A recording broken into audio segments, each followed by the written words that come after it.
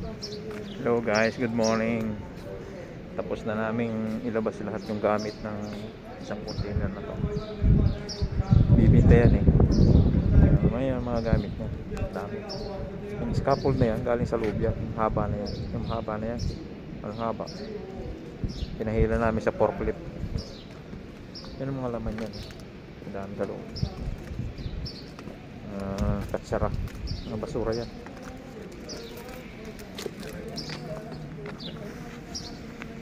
Supervisor.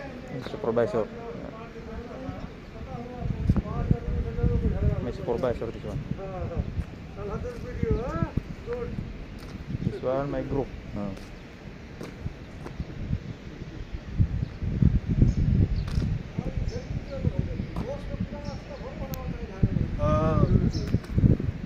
One, two, three, four.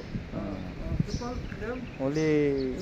Oh, say hi. Your family. Pakistan nahi hai, India, Bangladesh. Only Pakistan, Bangladesh.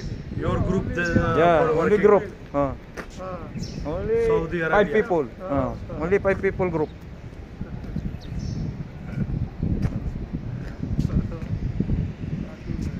Philippines, India, Bangladesh. Pakistan no have.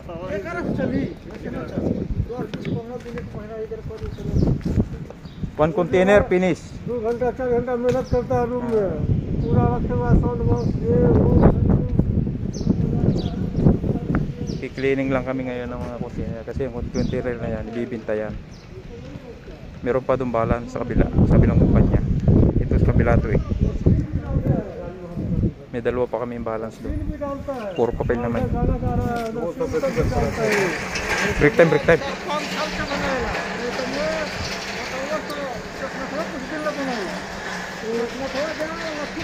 Nag-usap-usap na sila. Hindi ko na maintindihan. Paalis na. Nag-usap sila oh.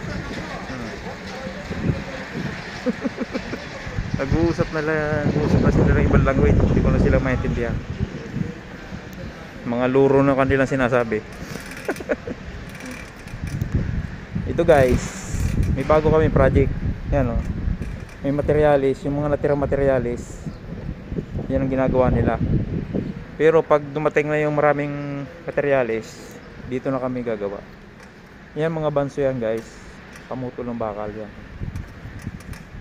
Kung anong sukat ng bakal yan ang magpuputol. Ang dami yan oh.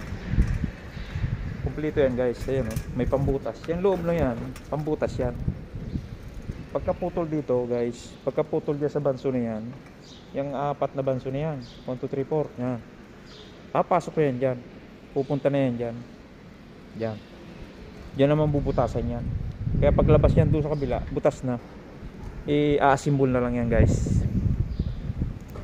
Assemble na lang yan. Ito. Mga machine yan, machinis. Ito. Pamutol din ng bakal yan. Shearing machine yan. Diyan nagpuputol ng mga plate. Yan. Yan naman guys.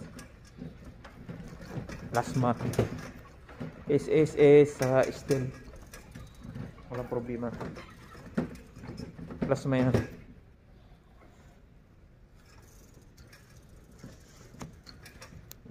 Yan. Yan ang mga kinakating dyan guys. Mga attachment. Yung mga plate na yan. Yan o. Yan. Yan. Kung ano yung mga hinihinging order or nasa computer na plano, ayan na yung lalabas diyan. Siya na yung computer na yan, yung plasma na yan ang gagawa. Yan oh, paglabas niya may butas na yan. May mga kortina rin yan, guys, may mga kortina. Kakabit na lang yan, pipit up na lang yan. Yan. Yan yan guys oh. Yan. Plasma yan. Tapos computer yan guys. Yan. I-compute lang yan dyan. And then, kung ano yung compute nyan, yun ang magiging quantum. Lalabas sa plasma. Yun ang kakatingin niya. Parang robot siya. Kung ano yung required sa plano or sa computer niya. Estimate niya kung ano yung mga kailangan required. Na butas, sukat. Yun lalabas na dyan guys. Dyan yan sa salangan guys. Yan dyan. Sasalang dyan yung plate, papasok doon. Tapos yun yung nakikita nyo yung yellow na yon, dalawa na yan. Yun yung panghigpit para hindi siya gumagalaw. Automatic na yan. Pag kumapit yung papaganyan, bumaba. Hindi nagagalaw yung plate na yan, automatic na yan. Para hindi nagbabago yung dimension ng mga butas.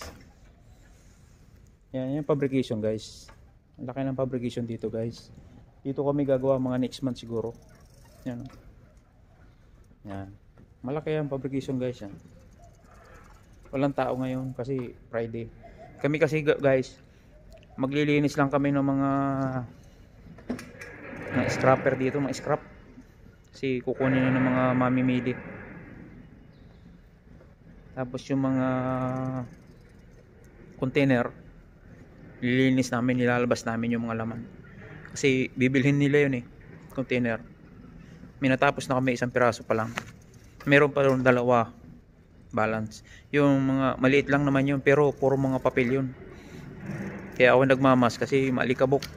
Delikado sa kalusugan natin yan, alikabok. Kailangan dito guys, pangalagaan natin ating kalusugan. Kasi wala sa ating mag-aalaga dito kundi sarili lang natin. Hindi kung basta-basta ka na lang magtatrabaho, gaya nun, magtatrabaho ka sa loob ng container. Ngayon, madumi doon, alikabok. Dami alikabok. Kailangan mo ng mask. Yun. Yung kailangan lagi ka nakahanda rito. Kasi yung mga ibang lahi, hindi ka bibigyan ng mask niyan. Kailangan kung ka ng sarili mo. Magpo-produce ka ng gamit mo. Kasi hindi lahat ng oras bibigyan ka ng ibang lahi. Kasi yung mga ibang lahi, walang pakalam sa mundo yung mga yan. Yung mga kalusugan natin, walang pakialam yung mga yan. Hindi nila alam yung kalusugan natin. Yan guys, mga makina, yan, mga panghinang yan guys. IPMAW, GMAW, ISMAW, yan. Automatic yan, mga automatic yan guys. Yan. Mga automatic yan. Kaya malaki itong kumpanya na to. Kaya kami pumasok ng Biyernes para makapaglinis kami. Para yung sunod na project, wala na mga dumi-dumi rito. Pinagtatapon na namin. Ano, laki. Dati guys, ang daming tao rito. 1,000 tao rito guys dati. Ano.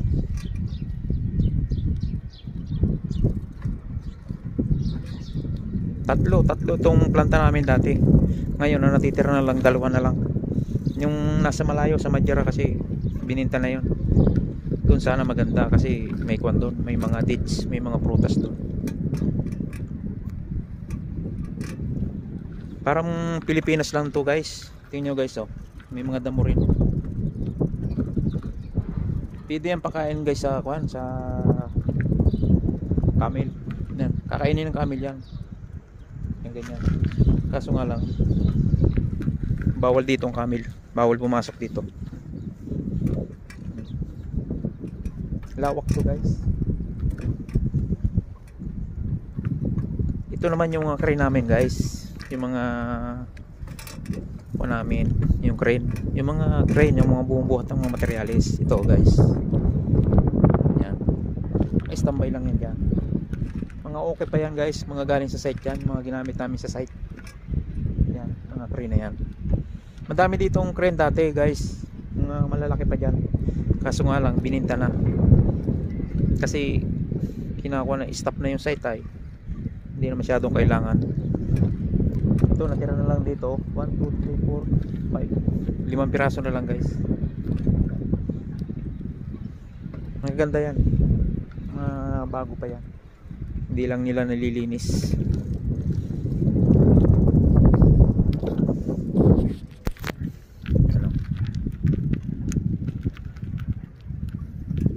Pasyal tayo dito sa kumpanya namin. Yan. Nawawala yung mga kasama ko. Saan kaya pumunta yung mga yun? Iwan ko sila ron eh. Hindi ko na maintindihan guys yung mga sinasabi nila guys. Hindi ko na maintindihan eh. Nagluro na sila eh. Pag mga ganong usapan, maalis na lang ako. Kasi parang sa matingnan eh. Ayaw nila mag-usap ng English. Kasi natin maintindihan yung mga sinasabi nila kung pinag-uusapan tayo nila. Kailangan kahit hindi man tayo kagalingan sa English, mag-English sila. Kaya nga sabi ko sa inyo, wala silang pakialam sa Pilipino. Ito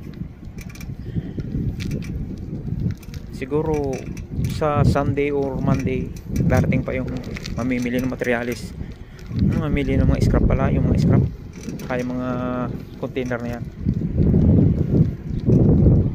Mahal siguro yan. Yan o, ganyan mahal yan. Ito nga guys yung silungan ng mga maninigarilyo. Ito yan, smoking chinter guys. Yan.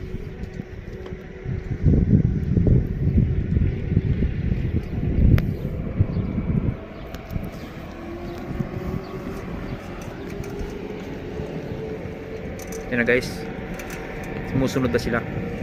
Tapos na kami ron eh, magbe-break time naman kami. Ayun sila.